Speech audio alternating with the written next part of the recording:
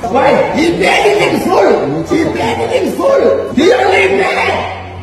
2 weeks ago he paid the money. I want the money now. Right now. Let it be. Let it wrong. Let it be.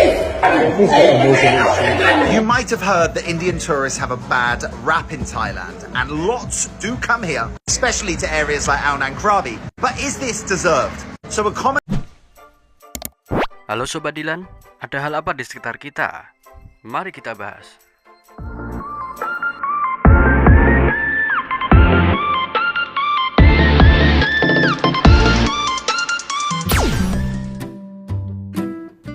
Dalam 1 dekade terakhir, peta pariwisata global mengalami pergeseran besar. Dengan pertumbuhan kelas menengah yang masif, warga India kini memiliki paspor, anggaran liburan, dan keinginan kuat untuk menjelajahi dunia. Dari Menara Eiffel hingga pantai-pantai di Bali, kehadiran mereka menjadi mesin ekonomi baru yang sangat menggiurkan.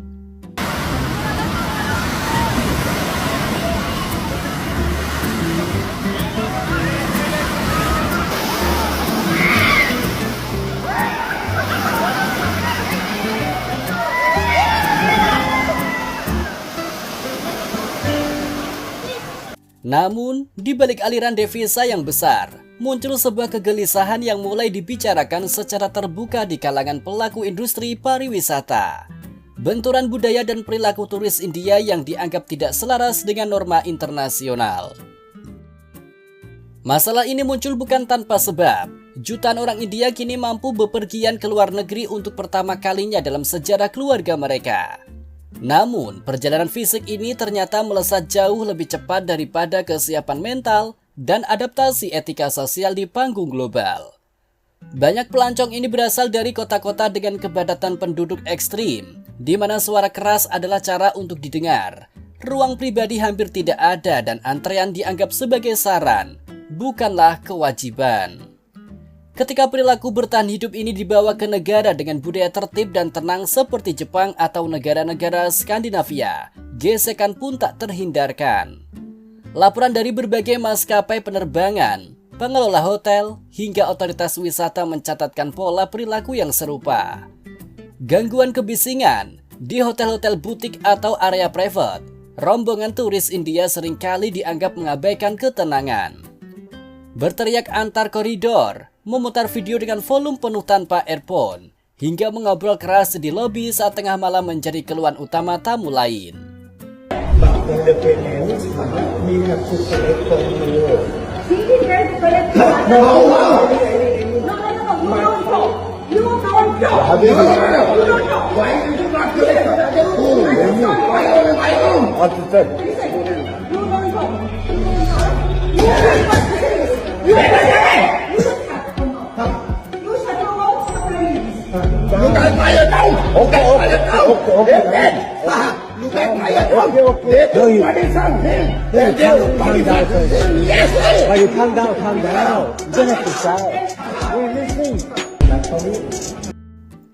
Kekacauan di meja prasmanan, banyak pengelola hotel mengeluhkan perilaku di restoran buffet. Selain kebiasaan mengambil makanan secara berlebihan yang berujung pada pemborosan masif, ada kecenderungan untuk berebut atau menggunakan tangan langsung pada hidangan yang seharusnya diambil dengan alat menjepit. Masalah fasilitas kamar. Salah satu isu yang paling sensitif adalah penggunaan fasilitas toilet. Ketidakterbiasaan dengan penggunaan toilet duduk secara benar seringkali berujung pada kerusakan fisik kloset atau kondisi toilet yang kotor bagi tamu berikutnya. Selain itu, kebiasaan memasak di dalam kamar menggunakan peralatan listrik pribadi demi alasan diet seringkali meninggalkan bau menyengat yang sulit hilang dari kain tirai dan karpet hotel. Mentalitas sudah bayar. Ada stigma mengenai mentalitas tamu adalah raja yang dipahami secara berlebihan.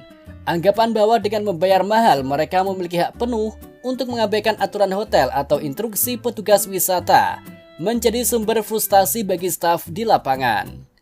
Keresahan ini mulai berdampak pada kebijakan bisnis yang dingin. Beberapa hotel bintang 5 secara diam-diam dilaporkan mulai menerapkan aturan ketat bagi rombongan besar dari India, seperti menaikkan nilai deposit kerusakan atau memberikan alokasi kamar di area tertentu agar tidak mengganggu tamu lain. Hal ini memicu kekhawatiran akan adanya rasisme terselubung. Namun, para ahli industri menegaskan bahwa ini adalah murni perhitungan resiko bisnis. Staf hotel tidak melihat warna kulit, melainkan melihat pola kerugian material dan komplain dari tamu lain yang terus berulang. Menariknya, kritik paling tajam justru datang dari warga India sendiri. Kelompok kelas atas dan mereka yang sudah lama terbiasa berpergian ke luar negeri merasa malu dengan perilaku sesama warga negaranya. Media sosial di India seringkali dipenuhi perdebatan sengit mengenai etika ini. Banyak warga India merasa bahwa perilaku segelintir orang merusak reputasi seluruh bangsa. Mereka kini harus menanggung beban stigma, di mana petugas imigrasi atau staf hotel menjadi lebih curiga dan kurang ramah, hanya karena mereka memegang paspor yang sama dengan turis yang bermasalah sebelumnya.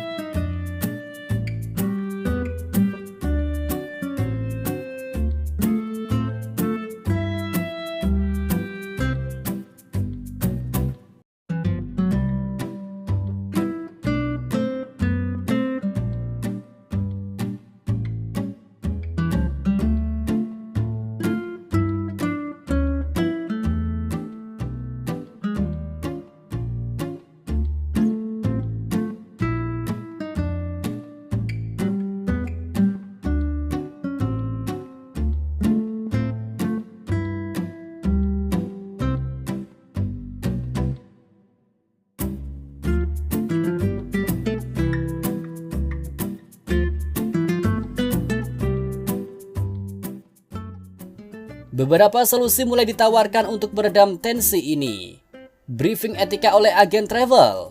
Agensi perjalanan didesak untuk memberikan panduan tertulis mengenai apa yang boleh dan tidak boleh dilakukan di negara tujuan. Kemudian peran media India.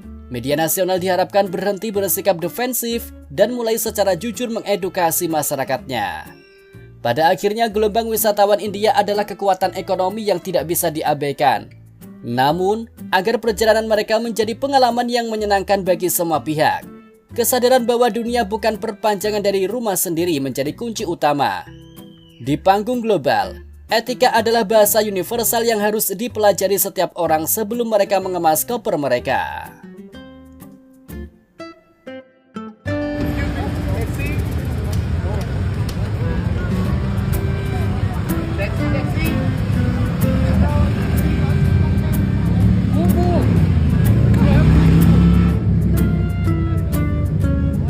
Angkat.